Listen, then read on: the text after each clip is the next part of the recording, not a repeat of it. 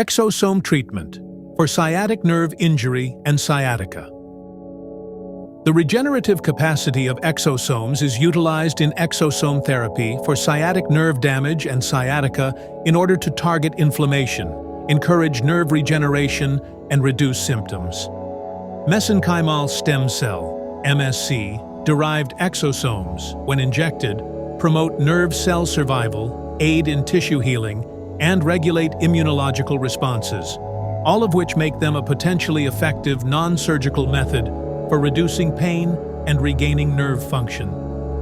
Isolating exosomes from mesenchymal stem cells and injecting them into the spinal canal or close to the injured nerve root is the exosome treatment for sciatica and sciatic nerve damage.